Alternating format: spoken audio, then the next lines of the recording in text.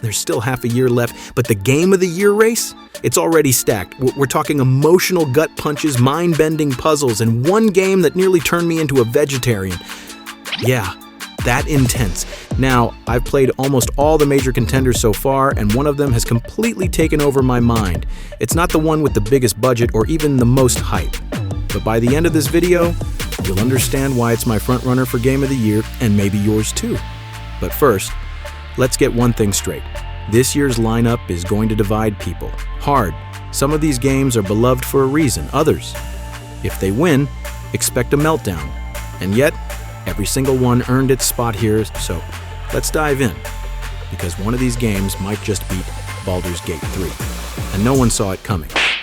Let's start with a game that doesn't just play differently, it feels like it's from another dimension. Split Fiction isn't just a co-op platformer, it's an emotional roller coaster disguised as a buddy adventure, with snowboarding, body horror, and Mario-style madness all mashed into one.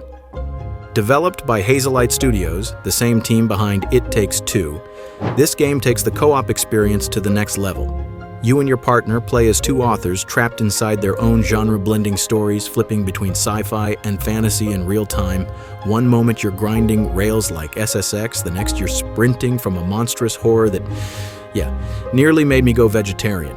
Not joking, there's one level, and if you've played it, you already know, which hits you with such an unexpected blend of grotesque and genius-level design, you'll never forget it. And if you haven't played it, you will remember this moment when it happens, trust me. But what really sets Split Fiction apart isn't just the genre fusion. It's how alive it feels with a friend, the joy, the chaos, the "what are you doing" moments. They're unforgettable, especially when you realize only one player needs to buy it. Your friend plays for free with a pass. With a 91 on Metacritic and a fan base growing by the day, Split Fiction was my early frontrunner for Game of the Year, until something even more surprising stole that crown. But we'll get there. First, let's talk about a game that resurrected a dying genre. Now this is the game that brought realism roaring back. Kingdom Come. Deliverance 2 isn't flashy. It doesn't rely on magic spells or overpowered loot drops. Instead, it drops you into 14th century Bohemia with dirt on your boots, a blade on your belt, and absolutely no idea how to swing it properly. This game is raw. It's grounded, and it might just be the most ambitious historical RPG in years. Warhorse Studios didn't just expand the original, they refined it. Over 2.2 million words of dialogue, motion-captured performances, and a reactive world where even your hygiene changes how NPCs treat you. Want to be feared? Dress the part. Want to be respected? Try bathing once in a while. Combat? Brutal, directional, realistic, no button mashing here. You either learn the rhythm or end up bleeding in a field. I'm still figuring it out. And that's what makes KCD2 so immersive. It doesn't just tell a story, it makes you live one. With 4 million plus copies sold and an 88 Metacritic score, this sequel is a serious Game of the Year contender. A love letter to medieval life that somehow makes spreadsheets, stables, and swordplay feel like high art. But now, let's shift from brutal realism to surreal mystery. Some games challenge your reflexes, Blueprints challenges your mind in the best way possible. It's the kind of game that refuses to explain itself, and yet you can't stop thinking about it. Set inside a mysterious, ever-shifting mansion, you search for the elusive Room 46, uncovering layers of puzzles, story, and meaning along the way. Think Outer Wilds, but even more cryptic and somehow more beautiful. With a 92 Metacritic score, it's the highest-rated game on this list, and yet I haven't even played it. Why? Because I'm genuinely terrified it'll make me feel dumber than I already do. That's how dense, mysterious, and meticulously crafted this world is. Luckily, puzzle-loving creators like Quados have peeled back the layers and they're still discovering new rooms that other players haven't seen. The mansion literally adapts. It's part roguelike, part riddle, and part fever dream. Blueprints isn't for everyone. If you need clear objectives and linear paths, this game will wreck you. But if you're open to discovery and deep thinking, it's one of the most unforgettable games of the year. Now let's talk about the most controversial pick on this list, because this next one might spark a riot. The pick that might actually break the internet if it wins. Oblivion Remastered. Yes, you heard that right. A remaster of a nearly 20-year-old game is a serious contender for Game of the Year.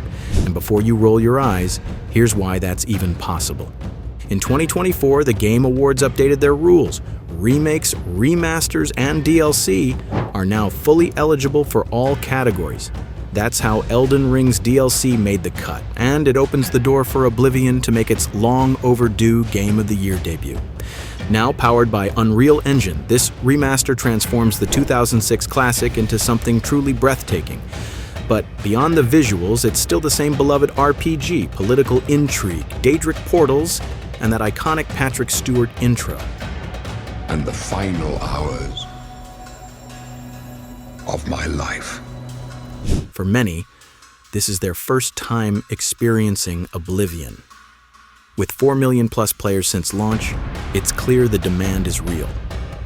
But here's the controversy. Is nostalgia enough to beat original groundbreaking titles? In my opinion, it shouldn't win.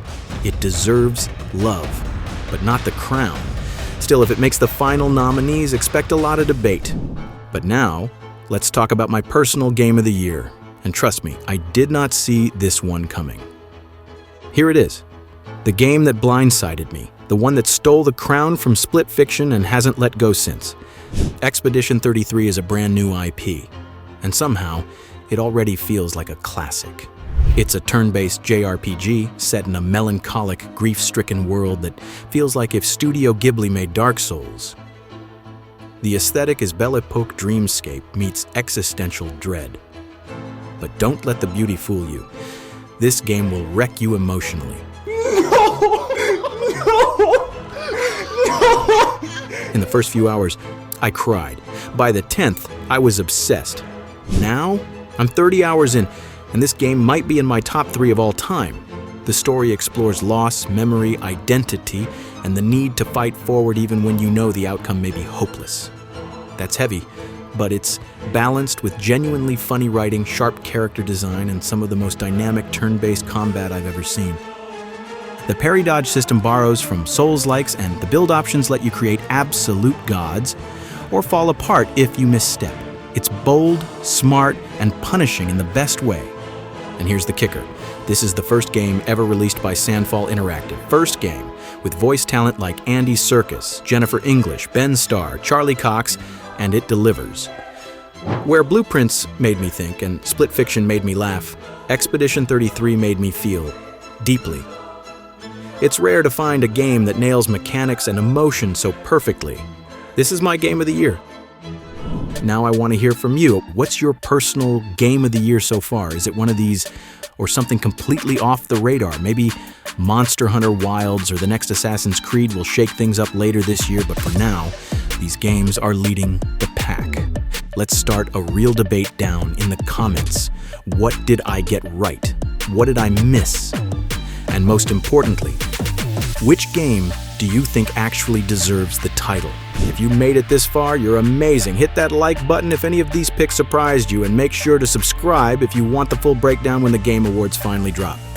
Thanks for watching, keep playing, and I'll see you in the next one.